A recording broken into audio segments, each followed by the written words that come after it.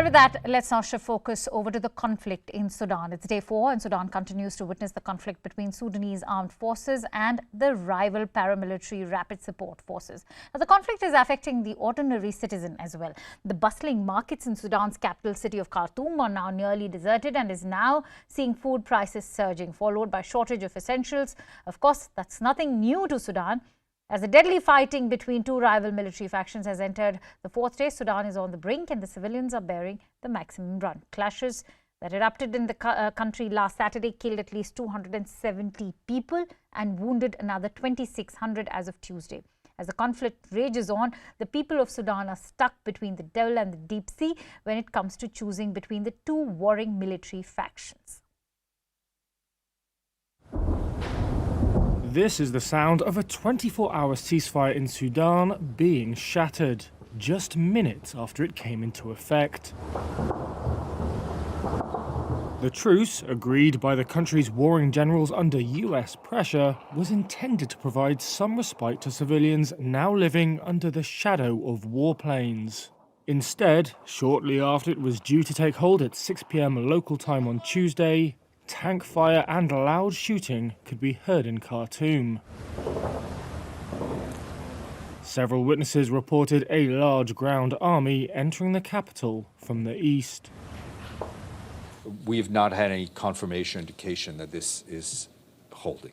At a briefing shortly after the deadline, UN spokesperson Stefan Dujarric described fighting in Khartoum with jets, heavy artillery and small arms. It is creating a climate that is extremely dangerous for civilians and by definition for our staff, humanitarian staff, diplomatic staff, and that's why we continue to engage with the parties in order to try to get a solid cessation of hostilities. On Tuesday, the UN's aid chief said they were receiving reports of attacks and sexual violence against aid workers.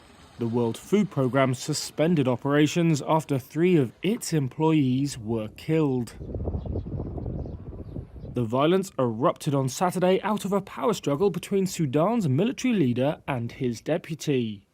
General Abdel Fattah al-Burhan heads a ruling council installed after a 2021 military coup and the 2019 ouster of longtime autocratic leader Omar al-Bashir. General Mohamed Hamdan Dagalo, better known as Hemeti, is his number 2 and also leads the paramilitary rapid support forces.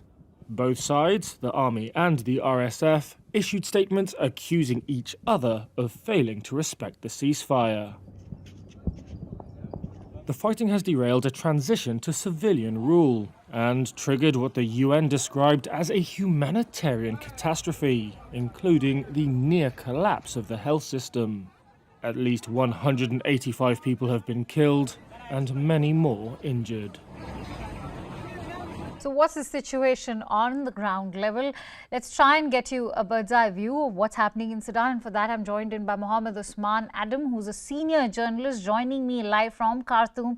Thank you so much, Mohammed, for joining in. The epicenter of fighting remains Khartoum. What's the situation on ground zero?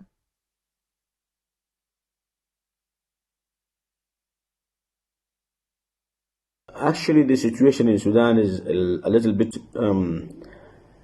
precarious.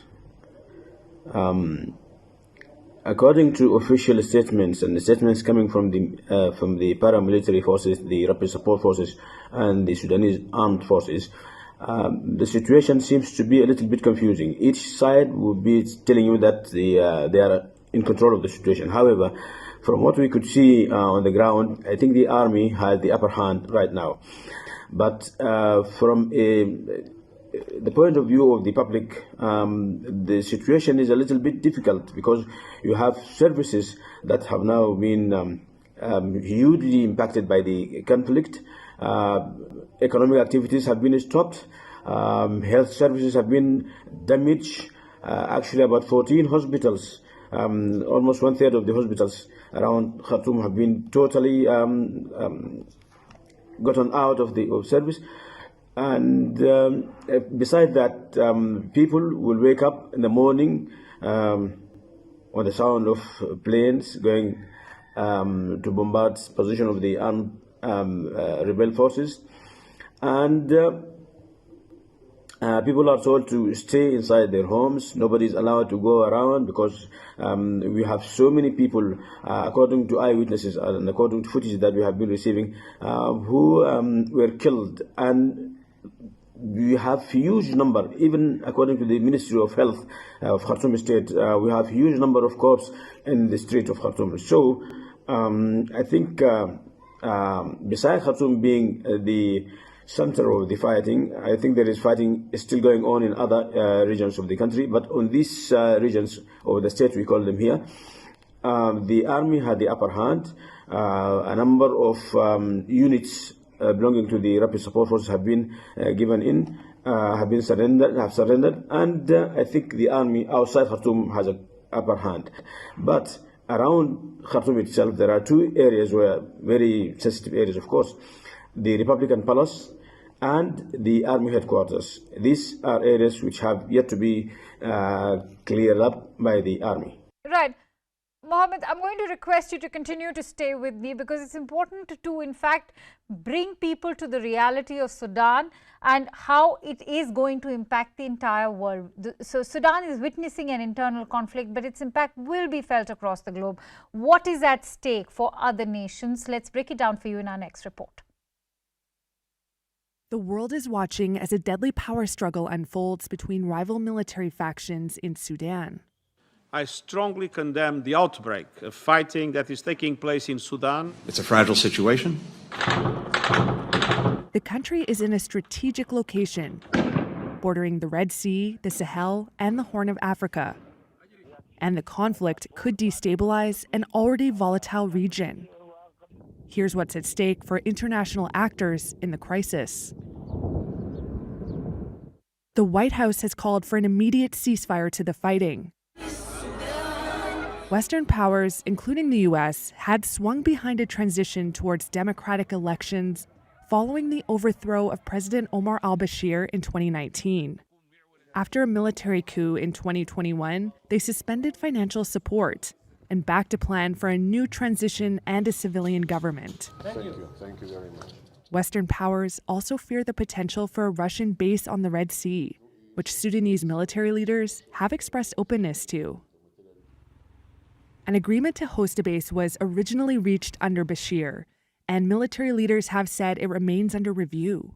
Moscow has long sought warm water ports for its navy, and in 2020, President Vladimir Putin said he approved a proposal to set up a logistics hub in Sudan. One of the key players in the current conflict, General Mohammed Hamdan Dagalo, or Hemedti, visited Russia earlier this year and said Sudan had no problem with countries opening bases so long as they don't pose a threat to national security. Along with Russia, Hemedti has struck up relations with other powers such as the United Arab Emirates. It, along with fellow energy-rich power Saudi Arabia, has sought to shape events in Sudan. They see the transition away from Bashir's rule as a way to roll back Islamist influence and bolster stability in the region, along with the US and Britain. Meanwhile, change-averse Egypt is the most important backer of Sudan's armed forces and Army Chief General Abdel Fattah al-Burhan, another key player in the current conflict. Calls for a ceasefire and a return to talks are looking bleak. The possibility of protracted fighting increases the risk for civil war and complicates an already long-running economic crisis, as well as humanitarian needs in Sudan. Mohammed, if I could come back to you, what will continued fighting mean for Sudan, and why is the UN mediation failing to enforce a ceasefire? History of the country being put in a list of state sponsors of terrorism, and the economic embargo which Sudan was suffering from, and before just taking off after the fall of the regime of Omar al-Bashir, the country went into a very long 4 years of political debate without reaching a very specific agreement that would take off the economy, given the huge natural resources of the country. Now, this situation has created a further devastating situation for the country. If it continues, God forgive, I think it will have a very serious impact on Sudan. Now, one would wonder why the international community and the Western powers and the United Nations have not been able to impose, or at least to lead the two sides into observing a cessation of hostilities, then ceasefire, then sit for talks. Simply, I think I would say that because they don't have that leverage. All right, Mohammed, it's been a pleasure to speak to you. Many thanks for joining in. Stay safe.